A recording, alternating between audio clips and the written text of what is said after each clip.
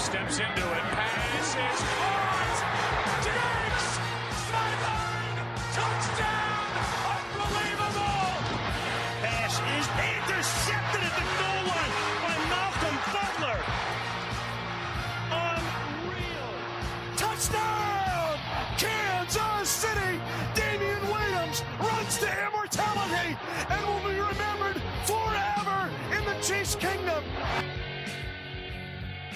Yes, hello everybody and welcome in again to another episode of Talkin American Footy with me, Brent Sternberg, on another Sunday night here on KC Radio 97.7 FM, where we come together to talk all things American football in an NFL season that has reached week 10 in spite of all the danger, as the Beatles once sung, COVID and everything going on.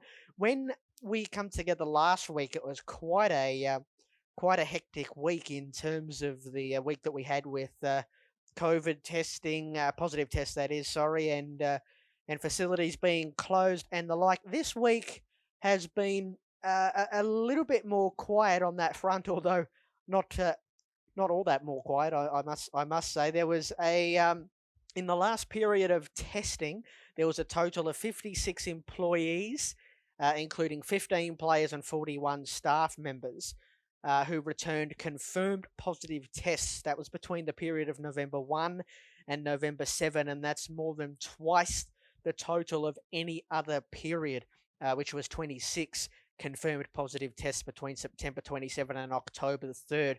That was the period that accounted for most of the Tennessee Titans outbreak that forced multiple changes to the league's early season schedule. So that's a little bit worrying. The cases in the United States are still going up, as we're all aware. We're all seeing it all over the television and all over the newspapers, and that's obviously, the NFL is not immune to that. And tomorrow, the Miami Dolphins, the Cincinnati Bengals, and Philadelphia will all be without assistant coaches due to COVID-19 restrictions there. Baltimore, they also announced this week that another player has tested positive. And the Browns, they had to place offensive lineman Chris Hubbard on the COVID list, and they did have to close their facilities, but they were reopened yesterday or Saturday, I believe. So there's a lot happening there, and this is all with the backdrop of a really good and closely fought NFL season where in the NFC particularly, there's only one loss that separates the current top seed, that's New Orleans, from the team in 7th seed. Remember, we'll have 7 teams going to the playoffs in either conference this year, and that's the Rams in the NFC. So one loss between seeds 1 and 7. While in the AFC, there's 9 teams who have reached the midway point at 5-3 or better, which is making it pretty unlikely that there's going to be a team with a losing record make a serious playoff run like we sometimes see. So a really good season unfolding before our eyes, but there's obviously a lot happening in the background that is threatening that. But we're going to have a look back at week 9 before we turn our attention to the games tomorrow, and we're going to go all the way back to Thursday night football last week, which was the Green Bay Packers, far too strong for San Francisco. In the Bay Area there, it was Green Bay 34, San Francisco 17. Aaron Rodgers really good in that one, 25 of 31. 305 yards and 4 touchdowns, and Devontae Adams was enormous as well with 173 yards and a touchdown as well. Green Bay, with that win over the Niners, they're 12-3 now in the regular season against San Francisco since 1996. So quite a turnaround after, of course, San Francisco had their way with the Packers twice last year, including the NFC Championship game. We know how much things have changed for the 49ers this year with injuries. The game's on Sunday. The New York Giants beat Washington 23-20. It was another game for Washington another game in their history where the starting quarterback suffered a nasty lower leg injury. Honestly, what is up with that? Joe Theismann all those years ago, Alex Smith a couple of years ago, and now it was Kyle Allen last week who's gone for surgery after enduring a dislocated and fractured ankle. It was horrible. Anyone who hasn't seen that, I'm sure you can go on YouTube to find it, but I'd advise against that because that was a sick injury. Logan Ryan for the after they led at halftime 20-3, but they got home by 3 points. The Giants. Daniel Jones against Washington is now 4-0 So if he could play Washington every week, he'd be a star. Against everybody else, Daniel Jones, 1-16. Can you believe that? Let's move on to the next game, shall we? Chicago and Tennessee. Tennessee 24-17. Winners this game was 24-3 the Titans' way midway through the fourth quarter before a couple of garbage time touchdowns for the Bears. Newly acquired Titans cornerback Desmond King had an instant impact in that one with a game-breaking fumble return for a touchdown. Chicago, 3 consecutive defeats after they started 5-1, so they're starting to look more like the team that we thought they were coming into the year, Chicago, and that's just a middle-of-the-pack franchise. Detroit and Minnesota, the Vikings were victorious 34-20 in this one. Matt Patricia's defense, they gave up 275 rushing yards. Delvin Cook racked up 206 yards and 2 touchdowns on 22 carries, 9.4 yards a carry from Delvin Cook against this Detroit defense. 9.4 yards a carry. Wow. Offensively, Detroit scored the fewest points that they have this year, 20 points, and committed the most turnovers, which was 3. So that's the most in any game this season. Kirk Cousins threw 3 touchdown passes on Sunday and didn't have a turnover for the second consecutive week. But when you've got Delvin Cook running wild, that's going to make it pretty easy. With a forgiving schedule ahead, the Vikings, they may be able to work their way into the playoff picture after they started 1-5. So a division win there for the Vikings. Carolina and Kansas City. This is a close one. Kansas City 33-31 winners. That was a ball control offense for Carolina, which allowed Kansas City. They only had the Chiefs 22 minutes of possession on Sunday, but that was still enough for Mahomes to throw for 372 yards and 4 touchdowns in the 33-31 win. Mahomes is the quickest player to 100 passing touchdowns. He passes the previous record holder, Hall of Famer, of course, Dan Marino, who hit that record in 44 games. And it's incredible to think that Mahomes has done it in 40 career games now. Think about that. He didn't play in his rookie year. Didn't play. He played in that final game. So he pretty much had a year off and has still beaten Dan Marino.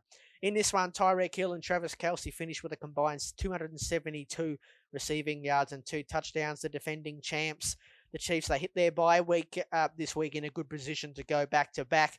McCaffrey went over 100 yards from scrimmage and 2 touchdowns in this one. But he was out with an ankle injury, and now he's going to miss a bit more time with a shoulder injury, so he just can't get going there. Carolina, it's a team now who have lost 4 games on the bounce after they started really well, but Christian McCaffrey, their main man, goes back to injured reserve. Houston beat Jacksonville 27-25. Will Fuller, he flashed his elite playmaking skills on a 77-yard touchdown. And Fuller, he's managed to stay healthy while producing touchdowns in 6 straight games, breaking the franchise record previously held by DeAndre Hopkins. Jake Luton played for Jacksonville in his first game, the rookie there, 26 of 38. Didn't play too bad, actually. 304 yards, a touchdown, and an interception. Houston's 6 straight wins against the Jaguars in a game that was surprisingly entertaining between 2 games that are going nowhere this season. Baltimore beat Indianapolis 24-10. Baltimore have now scored 20 or more points in 31 straight games, which is an NFL record. Can you believe that? And a Darius Leonard-led defense for the Colts. They stoned Lamar Jackson in the first half, limiting the Ravens to 55 total yards and 7 points. On the game, the Colts, they still kept the Ravens to just 266 total yards, and that really should have been enough to win that game. But they simply just do not have the offensive talent to be able to go toe-to-toe with teams like this. Indy, their offense managed just 3 points out after the first quarter. In the final 3 quarters, just 3 points. And in that second half, Baltimore, they got rolling and they won 24-10. Seattle, they lost to Buffalo in Buffalo, 44-34. The Bills were victorious. 44 points is the most that Seattle have ever allowed in the Pete Carroll era. And Pete Carroll, after the game, said, "It's so out of character across the board, I don't even recognise us." So he was disappointed there, Pete Carroll. Russell Wilson threw 2 interceptions and lost a pair of fumbles on Sunday that turned into 16 points for the Bills. Seattle, they repeatedly sent pass rushes at Josh Allen, and they even got 7 sacks, which is a season high for the Seahawks, and it's a season high sacks that Allen has taken in one game as well. But the Bills just piled up chunk plays when the pressure didn't get home, and Josh Allen, in the end, he completed 31 of 38 passes for 415 yards and 3 touchdowns, so a good win for Buffalo at home. Denver, they went on the road to Atlanta and lost. The Falcons beat them 34-27. The Broncos, they had won 3 of their last 4 heading into this game, but they just looked flat in this one. Matt Ryan for the Falcons, he's not looking flat. He's really starting to heat up. He posted a 72.8 completion percentage. He has completed a 72.8 completion percentage, 318 yards, passing yards, that is, and a passer rating of 111.3 since week 6, so he's starting to get going. The Falcons have struggled in the early part of the last 2 seasons, going 3-13 in the first 8 games, but in the second half, that's where they really start to come into their own. They're a different team. Their win on Sunday boosted their record to 7-2 in the final 8 games of the season since last year. Only the Ravens across that time span, and the Chiefs have better records. 8-0 the Ravens, the Chiefs 8-1. So that's with the final 8 games last year, and then obviously week 9 included this year. So the Falcons victorious there. The Raiders, they beat the Chargers in another heartbreaker for the Chargers on the heels of the debacle in Denver for the LA Chargers. It's the second straight week that they've lost on the final play of the game. They were celebrating a game-winning touchdown catch by Donald Parham until the officials overturned it, and of course, it took the 6th or 7th replay to finally show the clear evidence that the ball had slipped out of Parham's hands and went to the ground. The Chargers have lost 9 straight games within the division. This was another one they lost to the Raiders. Pittsburgh, they beat Dallas in what was a really hard-fought game. It probably shouldn't have been that hard-fought, but the Cowboys, they come to play. They trail by as many as 13 points to the Cowboys, the Steelers, who were starting their 4th-string quarterback, Garrett Gilbert. Ben Roethlisberger, he threw 3 touchdown passes on 2 injured knees. He went out for a few plays in that one, and Steeler fans had their heart in their mouth. For the second straight week, though, Minkah Fitzpatrick broke up a pass into the end zone on the final play that got the Steelers home. Garrett Gilbert, 21 of 38, 243 yards, a touchdown and an interception, so didn't give a bad account of himself at all. Miami and Arizona, what a game this was. Miami victorious on the road, 35-31. Miami 4 straight wins for the first time since 2016. Tua Tagovailoa in his second start had 248 passing yards, 35 rushing yards, 2 touchdowns and no turnovers in a really great performance. But for the Cardinals, on 4th and inches with 5 minutes and 20 to play in a contest that was tied, Kingsley asked running back Chase Edmonds to convert the first down, and that didn't come off. And then on 4th and 1 in the final 2 minutes, Kingsbury pulled Murray and the offense off the field and tried to kick a field goal from 49 yards that ended up Zane Gonzalez. His attempt fell short. From 49 yards, it fell short. Can you believe that? On a day where Seattle lost, Arizona missed a golden opportunity here to close the gap in the NFC West race, but it wasn't to be. Sunday night football, the New Orleans Saints smashed Tampa Bay. Tom Brady threw 3 interceptions, which is his most in a game since week 3, 2011. Drew Brees now, he's won 5 of his 7 head-to-head matchups against Tom Brady, and among the quarterbacks who have faced Brady at least 4 times, Brees is the only one with a winning record. And in fact, Brees also just become the first quarterback to defeat Tom Brady twice in a regular season. Can you believe that? Tom Brady's been playing for 20 years, and Brees is the only guy to beat him twice in 1 year. Sunday's 35-point thrashing was the worst loss of Brady's career, and in fact, 2 of Brady's 5 biggest losses have come against Drew Brees. The other one was a 41-17 loss against the Chargers when Brees was there in week 4 of 2005. So good win there for the Saints and a bad loss for the Bucs. And on Monday Night Football, New England, they beat the New York Jets. They wiped away a 10-point fourth quarter deficit to beat the Jets on a 51-yard field goal by Nick Folk as time expired. The biggest positive for the Patriots was Cam Newton, who scored twice on the ground and powered New England to a fourth quarter comeback with a series of big throws. And they send the Jets to their first ever 0-9 start for the season, but they really did get out of jail there, the Patriots. My biggest winner from week 9 for the second week in a row was Miami. That was a great win. Good performance from Tua in his second game, and a good performance from the defense as well against Arizona on the road. And my biggest loser was Tampa Bay. They're supposed to be in contention, Tampa Bay, but they can't be playing at home in prime time and losing to a divisional opponent like that. That was a shocking loss. On the bye were Philadelphia, the LA Rams, Cleveland, and Cincinnati. All of those teams will return in week 10, and I'm going to turn my attention to week 10 and have a look at all those games when we return. I'm talking American footy with me, Brent Sternberg, on KC Radio 97.7 FM. Back in a bit. Welcome back, everybody. You're listening to Talkin American Footy with me, Brent Sternberg, on this Sunday night on KC Radio 97.7 FM, where we have just gone through and had a look back at week 9 in the NFL, a week in which there was a bunch of games where a lot of teams would wish they could have back, and some big wins too. What we're going to do now is turn our attention to week 10, which has most of the games played tomorrow, but started on Friday morning a couple of days ago now. And speaking of big wins for teams, there was a monstrous win on Thursday Night Football for the Indianapolis Colts. It was Indianapolis on the road to Tennessee, two teams who are sort of arm wrestling with one another for the right to win the AFC South, to win that division there. And it was Indianapolis who won 34-17, and it was Phillip Rivers who was really good in this one. He and the Colts have had a bit of a up and down sort of hot and cold season so far. Me personally, I haven't really known where to place Indianapolis in the thick of things, but this was a win in prime time that made people sort of sit up and take notice. Big Phil, 29 of 39. 308 yards and 1 touchdown. It was a bit of an odd game. The Titans looked okay and looked like they were sort of just humming along nicely in the first half, with Derrick Henry, who was starting to rumble, particularly in the second quarter there. And you just got the feeling that the Colts were moving the ball, but they couldn't get into the end zone. They couldn't score, and it looked like Tennessee were about to get their running game really up and going and run away.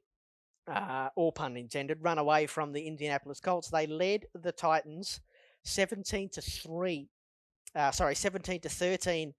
in the third quarter before a shanked punt by Titans punter Trevor Daniel. They've churned through their punters in the last few weeks, the Titans. So they picked up Trevor Daniel, who pretty much on the goal line there of his own end zone shanked the punt, and that gave the Colts a short field. And then the next time they had the ball, Tennessee, they had a blocked punt, which the Colts returned for a touchdown. And then on their next possession, Stephen Gostkowski missed a field goal. And then before you knew it, the lead had blown out to 31-17, and the Colts ended up winning 34-17. So it was a special teams meltdown, and the Titans, they really imploded in the second half. Indianapolis took that win to go top of the division. Both teams now sit at 6-3, but that win obviously gives Indianapolis the tiebreaker. And Tennessee, after a good start to the season, they've now lost 3 of their last 4 games. With these two teams set to play again in 2 weeks' time, likely, not definitively, but likely for the division. So a big win there for Indianapolis on Thursday Night Football, 34-17 winners over Indianapolis. Okay. Let's turn our attention and have a look at the games tomorrow, where we will have the first game up 5 a.m. Tampa Bay, coming off an absolute disaster at home on Sunday Night Football to the Carolina Panthers. The Bucks currently sit at 6-3. The Panthers are 3-6, and the Buccaneers, they just looked what was that? What the hell was that on Sunday Night Football from the Bucks? That game was over 10 minutes into it. They looked lifeless. They looked like they were almost they had just lead boots on. They had no tempo on offense. They had no resistance on defense. And at halftime, they were down 31-0. This was an absolute mauling by the New Orleans Saints. The Bucks, they had that sloppy performance in a win over the Giants in week 8. And you can sort of forgive that. They managed to pull that out of the fire. But last Sunday night, that is, their 38-3 shellacking at the hands of New Orleans. If they want to be considered in contention, you cannot be doing that. That's why I had them as my biggest loser from week 9. The Bucks are allowing 77.9 rushing yards per game. That is the fewest in the NFL. But there's no Christian McCaffrey, like I said before the break, for the Panthers to take advantage here. For the Panthers, the Matt Rule-led team, they will try to break a 4-game losing streak on Sunday against an angry Tampa Bay team.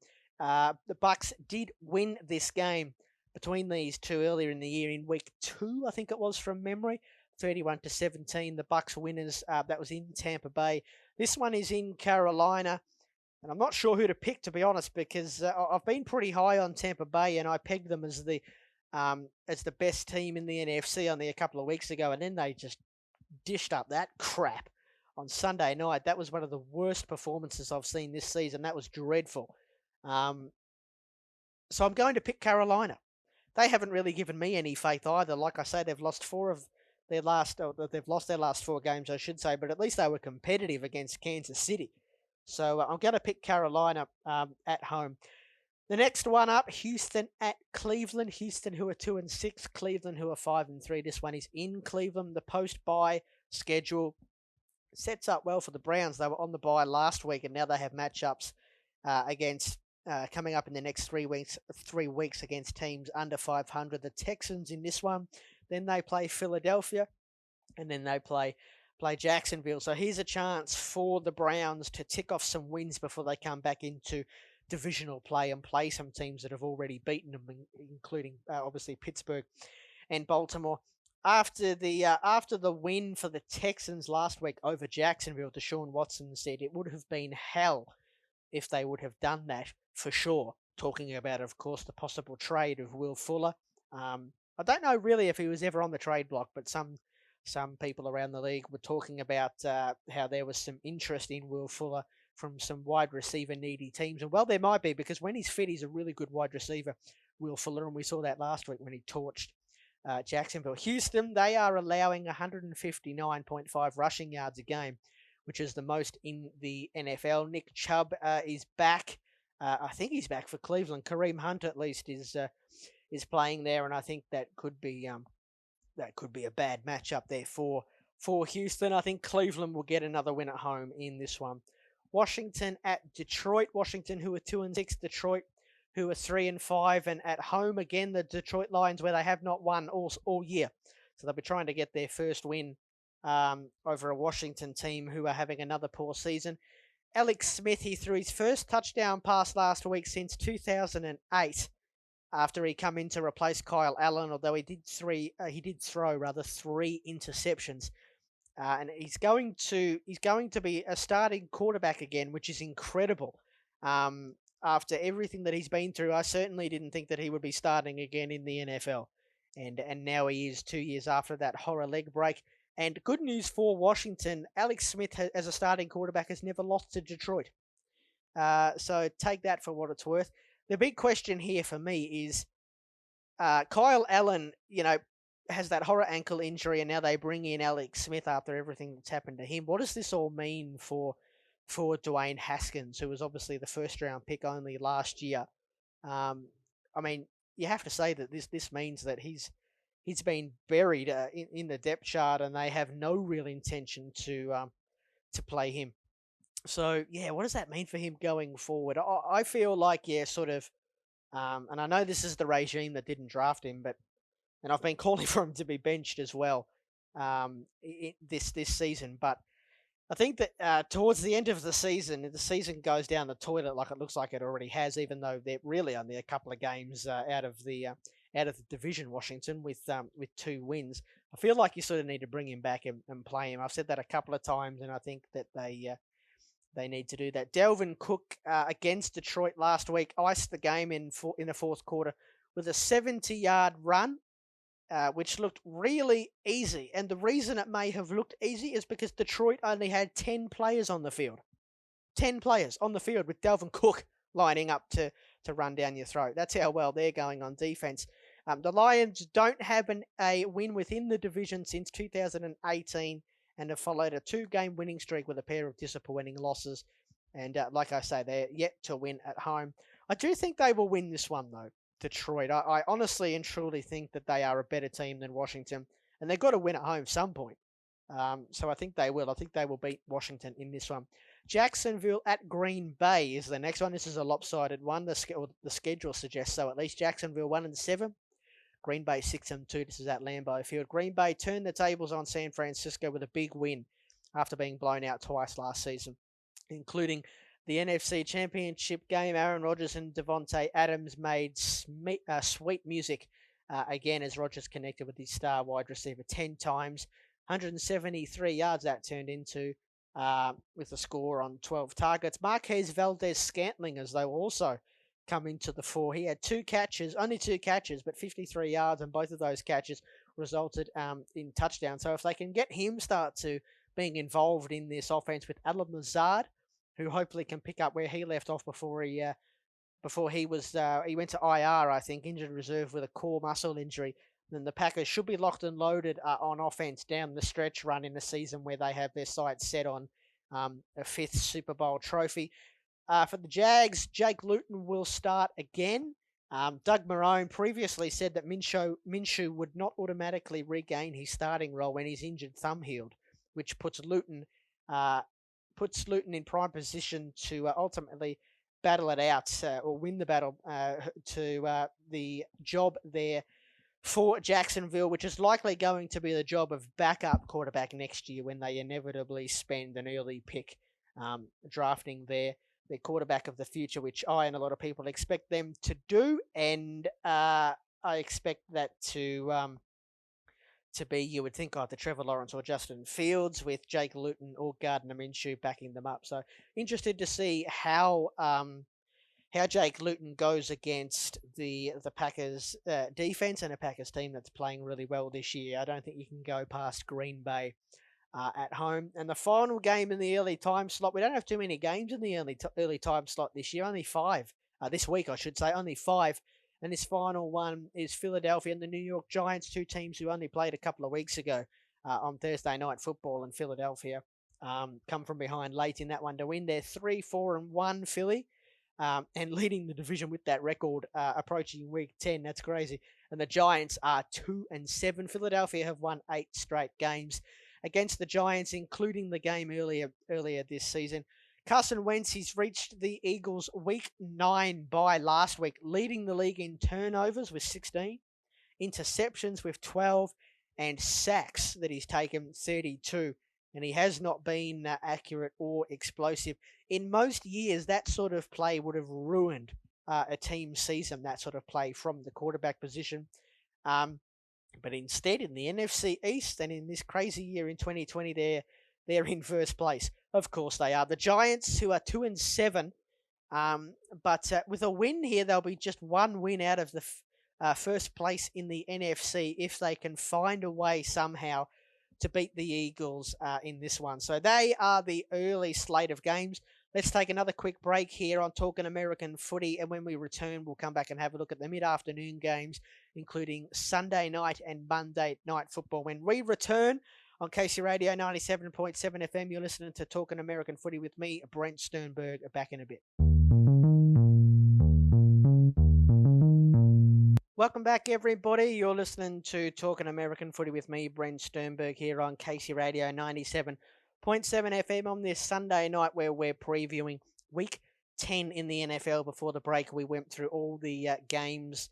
Well, I say all the games. There's only 5 of them in the early window tomorrow in Week 10. Those games will be on at 5 a.m. And what we're going to do now is go and have a look at the mid-afternoon games and the Sunday and Monday night football time slots as well. But we'll start with this first game on here, which is Cincinnati at the undefeated Pittsburgh Steelers. This is on at 8:05 tomorrow morning, and it's a Steelers team, like I say, who are the only undefeated team in the NFL at the moment, and the Steelers have never been in a position like this under Coach Mike Tomlin, in his 14 seasons as head coach. Not only is this their first 8-0 start in team history, but it's only the second time since 2011 that they've won more than 5 games in the first half of the season. They were 6-2 in 2017. That was the year they went to the AFC Championship game and got blown out by New England. In 7 of Pittsburgh's 8 games though this season, the result has been in doubt during the fourth quarter. So there are some people that, even though the records suggest the Steelers are the number 1 team in the AFC right now, there are some people that are still thinking that they're number 2 behind Kansas City, which in my opinion is fair enough. Kansas City haven't really done anything wrong, but being the last undefeated team in the NFL, it matters. As 3 of the previous 5 teams to hold that distinction all played for the Lombardi Trophy. That was the 49ers last year, the LA Rams the year before that, and the Carolina Panthers in 2015. None of those teams won the Super Bowl, of course. So it matters to some extent, but to some extent it doesn't. Pittsburgh, in regards to this game, they've won their last 9 against Cincinnati. This is the first time that these two teams have met this year. So, of course, that means Joe Burrow is playing against the Pittsburgh Steelers for the first time in his career. When Cincinnati hit their Week 9 bye week last week, Joe Burrow, the number 1 overall pick, he boasted 221 completions. That's the most by a player through 8 career games, their first 8 career games since the NFL merger. That completion total puts him ahead of Andrew Luck, who had 190, Kyler Murray, who had 186, and Patrick Mahomes, who had 185.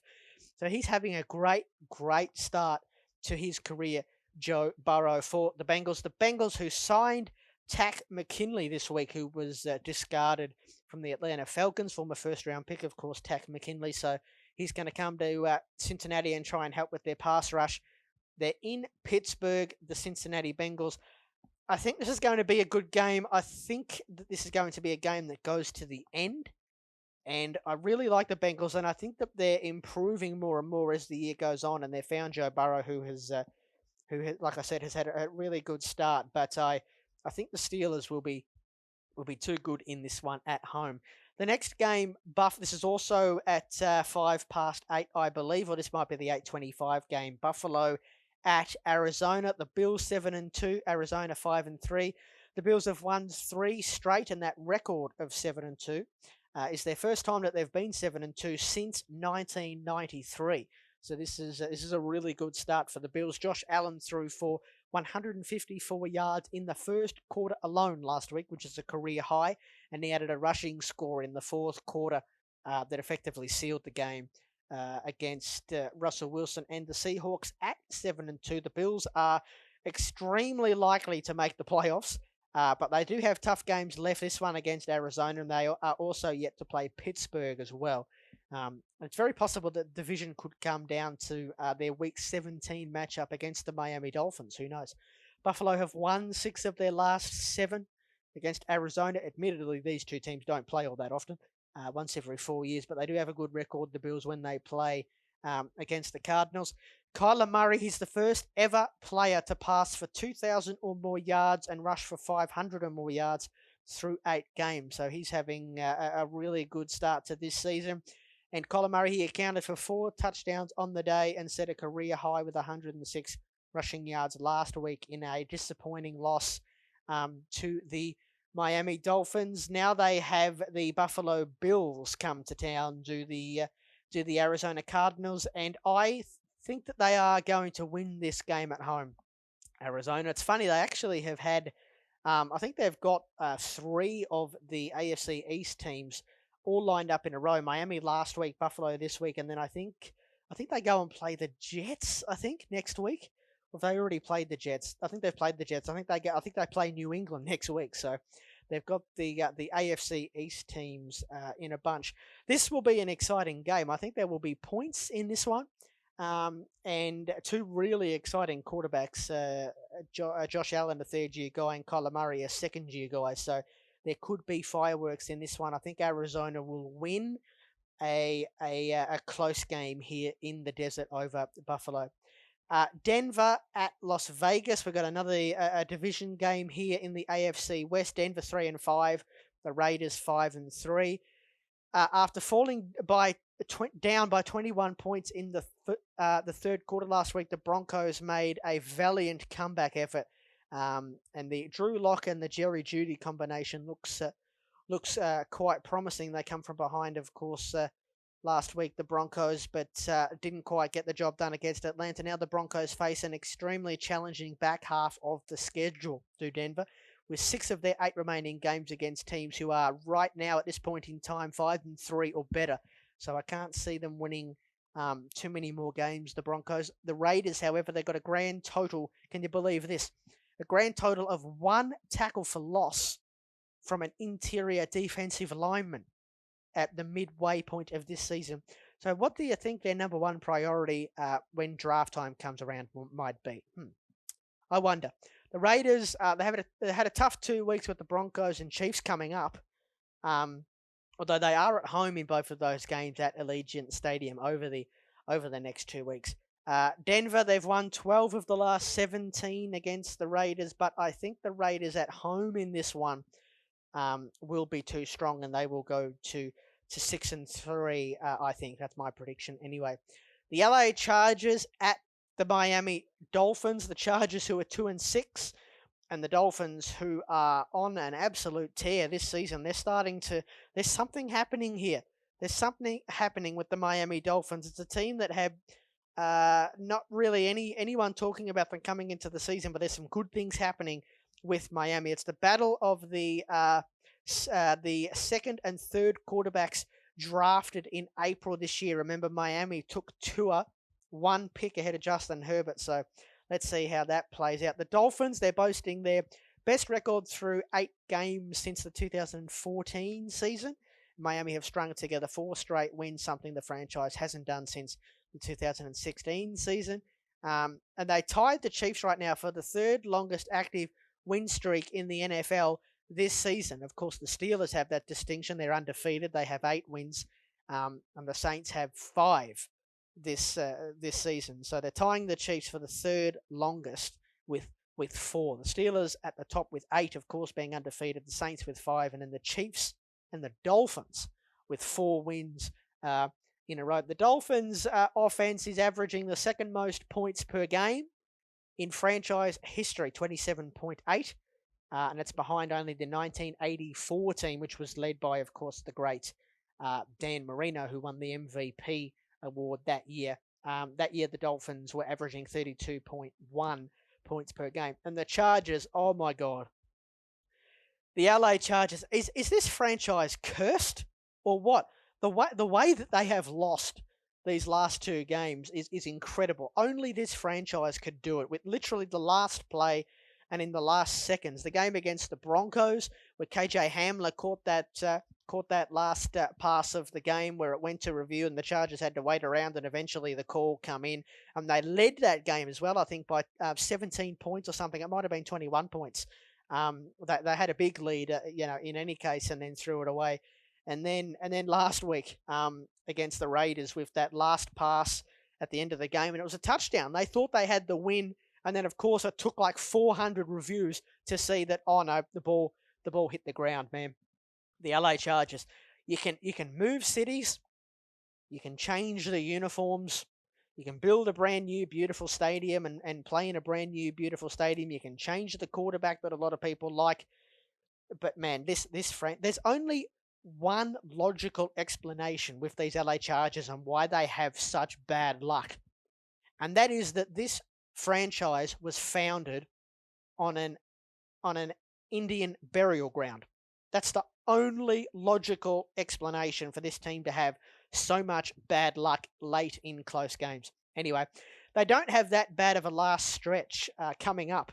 The Chargers, they play the Jets, then they go to Buffalo, then they have New England, then Atlanta. Both those 2 games are at home. Then they go on the road to play the Raiders, then Denver, and then at Kansas City. So if they can win 6 of those last 8, they may be able to somehow get back into the season. But it's more likely that they just find ways to win those games because, after all, it's the LA Chargers. Here are the games at 8:25. San Francisco at New Orleans. The Niners 4-5. The Saints 6-2. The win over Tampa Bay gave the Saints the tiebreaker over the Bucs in any head-to-head scenario. They clean sweep the Bucs, so they now are sitting pretty at the top of that division. Drew Brees looked confident and comfortable, playing with a full complement of playmakers for the first time this year with Michael Thomas back, of course, and he recaptured the all-time passing touchdown record as well from Tom Brady, which Brady held briefly in week 7 and 8. It's going to be interesting to see how they battle with those 2 still playing with that record. Taysom Hill accounted for 123 yards of offense as a passer, receiver, and rusher. New Orleans as well. They have not allowed a 100-yard rusher in 46 straight games. So how about that? That's a fair effort. And for the Niners, sometimes it's just not your year. With all the injuries and things that they have had, these 2 teams, they played arguably the best game of the season last year, but I don't think that's going to happen tomorrow. It's at home for New Orleans, and I think they're going to win this one relatively comfortably. And the last game in the mid-afternoon slot is Seattle at the LA Rams. This should be a good one in the NFC West as well. Seattle 6-2, the Rams 5-3. Russell Wilson, he has to be perfect to cover for the sins of the Seahawks defense, doesn't he? When he isn't, Seattle lose. I mean, this is a team that has now given up 2,897 passing yards. That's the worst figure through 8 games in the Super Bowl era.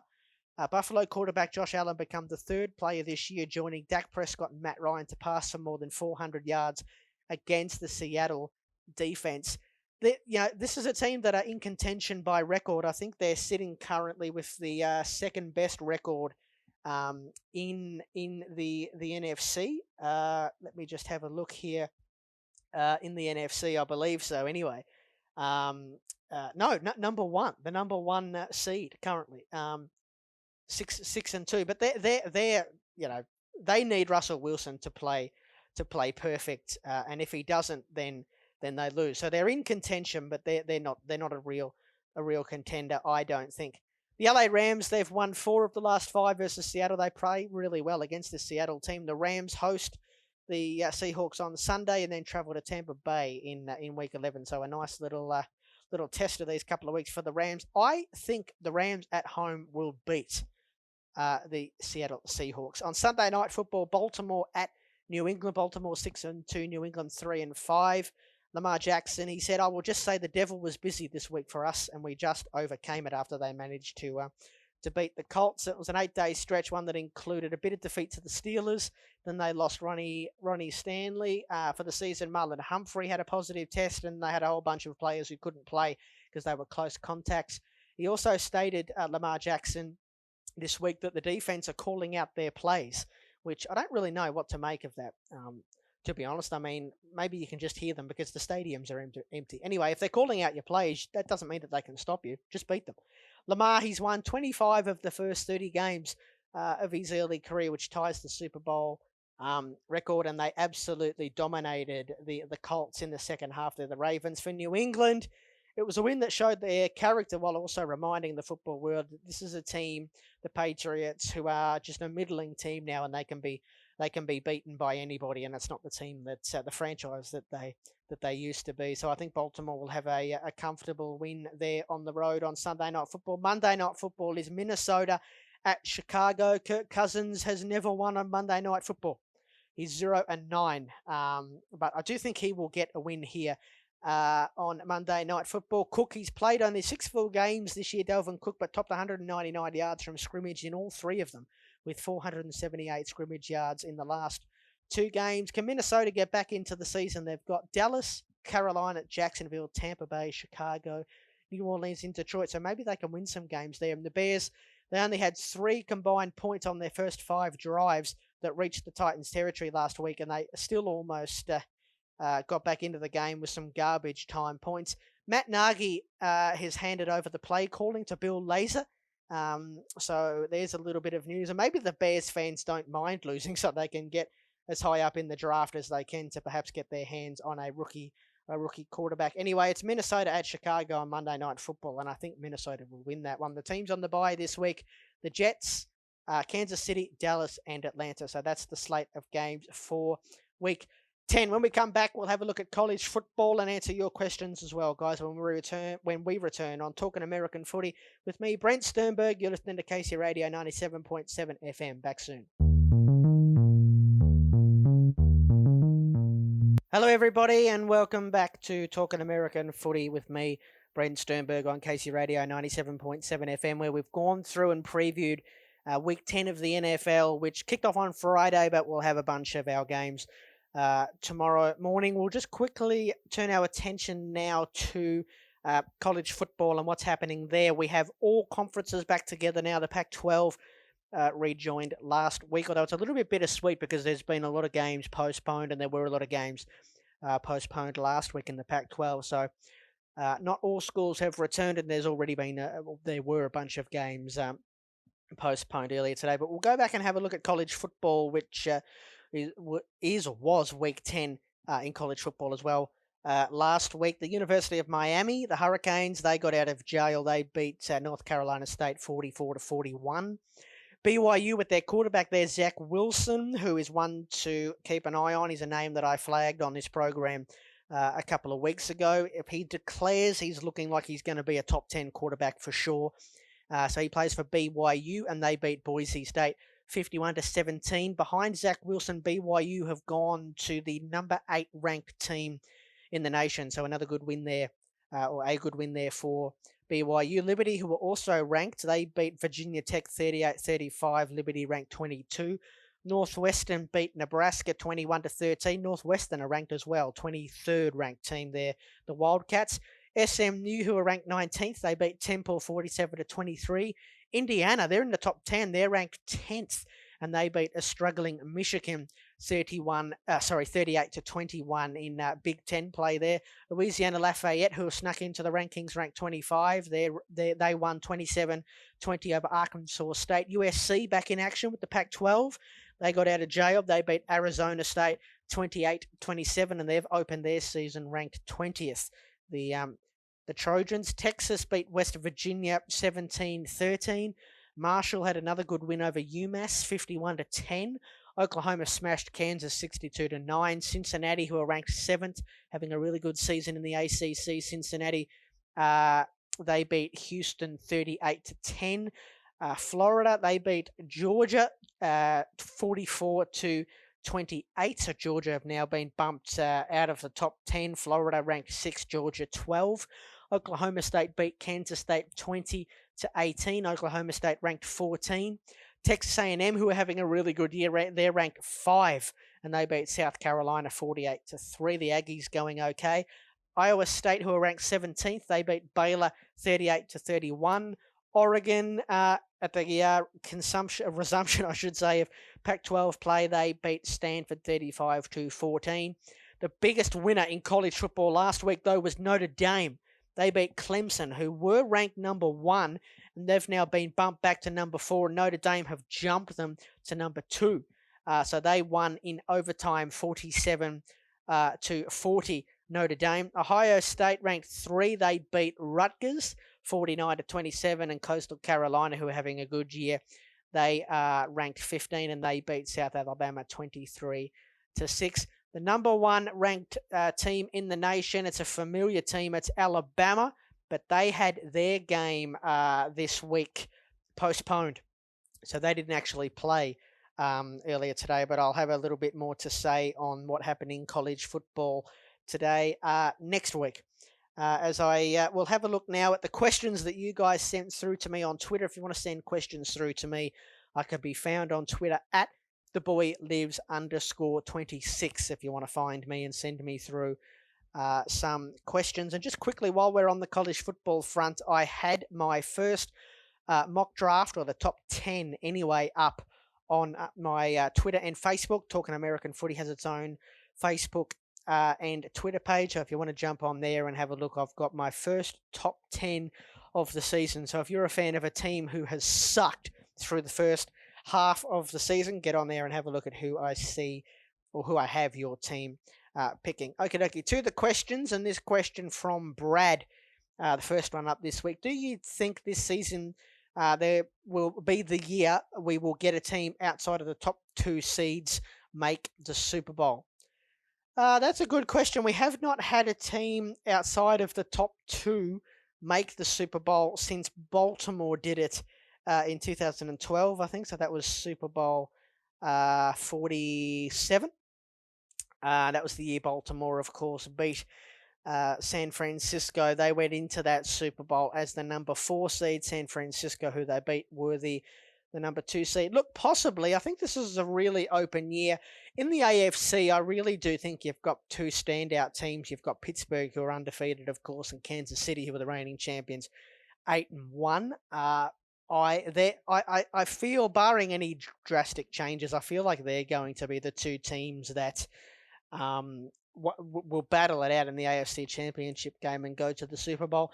The NFC, as per usual, is much more wide open. I mean, I felt really good about Tampa Bay until they just got their absolute asses handed to them by New Orleans. And New Orleans, I think, are probably the best team in the NFC right now, but they don't really feel like they're head and shoulders above. You've got Green Bay, who are, just off the cusp, who, of course, Green Bay went to Tampa Bay and got smashed earlier this season. So yeah, there's different teams beating one another and different teams, lowering their colours to other teams. So I think the if there's going to be a team make the Super Bowl outside of seeds 1 or 2, it's probably going to be from the NFC, because that feels like it's a lot more wide open. And there are, of the top sort of 3 or 4 teams in the NFC, there are some teams who have some really big flaws, and I spoke about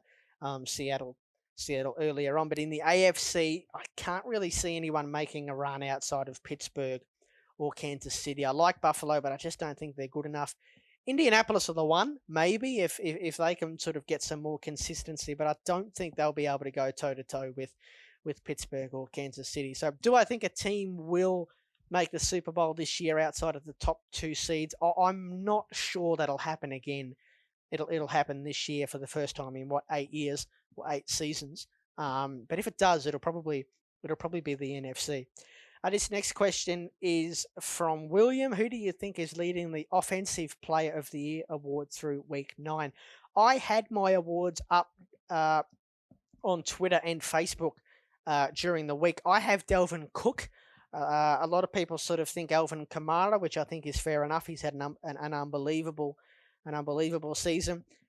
I think, Patrick Mahomes is having another good year. It is possible that he may win the MVP award again for the second time in his career, and possibly win the Offensive Player of the Year. But I think Dalvin Cook, if he continues the rest of the season having or in the form that he's been in the last 2 weeks, which I don't think he can, that's unreasonable to expect him to do that just because he's been absolutely monstrous in these last 2 weeks. But I think that he can possibly win, or certainly win the Offensive Player of the Year award if he continues along that path. And he may even be in the running for the MVP. Who knows? Adrian Peterson was the last running back to win the MVP honor following his 2,000-yard rushing season.